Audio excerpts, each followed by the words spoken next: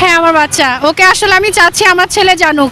আমি নিজেও ৭১ দেখিনি, আমার ছেলে তো দেখেনি, কিন্তু ২৪ যখন আমরা মা ছেলে একসাথে দেখেছি, আমাদের দুজনের দায়িত্বর মধ্যেই পড়ে যে দেশটাকে সুন্দর করে আবার নতুন করে গড়ে তোলার। সেজন্য আমি চেয়েছি আমার সাথে সাথে আমার বাচ্চাও জানুক যে তার ভাইয়ারা তার মামারা কত কিছু করেছে, কত ত্যাগ তারা করেছে দেশের জন্য। একটু আগে আমার ছেলে পেন করেছিল পানি লাগবে পানি, এটা কিন্তু আমি ওকে বলিনি, ও নিজ থেকে এসে বলছিল মা আমি কি লিখবো পানি লাগবে পানি। এই তো আসলে এই ত্যাগটা হয়তো খুব ছোট সময়ের একটা ত্যাগ, কিন্তু এটা যে কত বড় ত্যাগ এটা আমরা বলে বোঝাতে পারবো না। প্রতিটা রাত আমরা নির্ঘুমে কাটিয়েছি।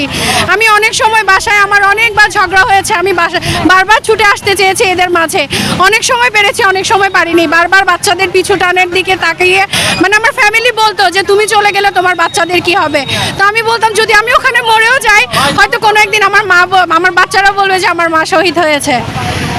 এই তো। না না না, অবশ্যই কোনো ধরনের সমন্বয়কার আমাদের প্রয়োজন ছিল না। ক্যাম্পাসের স্টুডেন্টদের উদ্যোগে এবং নানা ধরনের এই কর্মকাণ্ডটা নেওয়া হয়েছে যে এই ধরনের কিছু করা দরকার। কারণ দেশটা স্বাধীন হয়েছে এটা বড় কথা না, স্বাধীনতা রক্ষা করাটা বড় কথা। সো এই জন্যই এখন আমাদের নতুন শহরটা যখন আমাদের দেশটা আমাদের, সেটাকে পরিষ্কার করার দায়িত্বটাকে সুন্দর করার দায়িত্বটাও আমাদের। সো সেই উদ্যোগ থেকে আমরা সকলে এখানে এসেছি।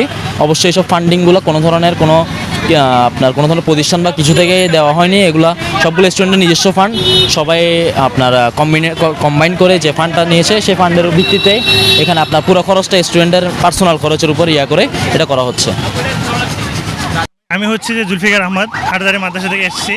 আমরা এখানে 6-7 জন মিলে আসছি, আমরা স্টুডেন্ট হিসেবে আসছি। আর প্রাতিষ্ঠানিকভাবে বলতে হাটহাজারীতে আমাদের ক্যালিগ্রাফি একাডেমি আছে, চকবাজারও আছে। তো আমরা এখানে বিভিন্নভাবে আসছি আর কি, সবাই মিলে, সবাই হাটহাজারীর। তো এখানে সবাই যারা আসছে সবাই ক্যালিগ্রাফি আর্টিস্ট, তো আমি তাদের মূল হিসেবে আসছি। তো আমরা সবাই এখানে বাংলা নিয়ে করতেছি, আমরাও বাংলা করব। তো তার আদলে আমরা বাংলাদেশের সংস্কৃতি রেখে অ্যারাবিক কিছু ডিজাইন করব আমরা। এই আসসালামু আলাইকুম। আমরা আজকে এখানে এসেছি আমাদের শহরটাকে সুন্দর করার জন্য, পরিষ্কার পরিচ্ছন্ন এবং শৃঙ্খল রাখার জন্য। আমরা কোনো প্রাতিষ্ঠানিক বা কোনো অর্গানাইজেশনের আন্ডারে আসিনি।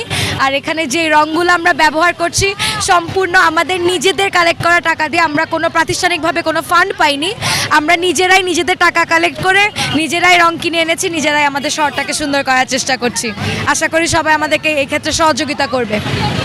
একজন দায়িত্বশীল নাগরিক হিসেবে আমাদের দেশ স্বাধীন হয়েছে, একটা স্বাধীন দেশের রূপরেখা যেমনটা হয় তেমনটা তুলে আমরা আসলে চেষ্টা করছি যে আমাদের দেশটা পরিষ্কার, সুন্দর, শৃঙ্খল এবং নীতিমুক্ত থাকবে। টলাবিন্দু, আমরা বৈষম্য বিরোধী ছাত্র আন্দোলনের পক্ষ থেকে ছাত্র জনতা আজকে জিসির মোড়ে একটি কর্মসূচি দিয়েছি। এই কর্মসূচি ছিল আমাদের শুরু থেকে ছিল 11টা থেকে, পরিষ্কার পরিচ্ছন্নতা প্লাস চিত্র অঙ্কন এবং গ্রাফিটি। এর মধ্যে আপনারা দেখতে পাচ্ছেন যে এই জিসির মোড় চট্টলা আবাসিকের বীর চট্টলার বুকে জিসির মোড়ের এই কলিজাই আমরা অনেকেই এরকম করে চিত্র অঙ্কন করেছি।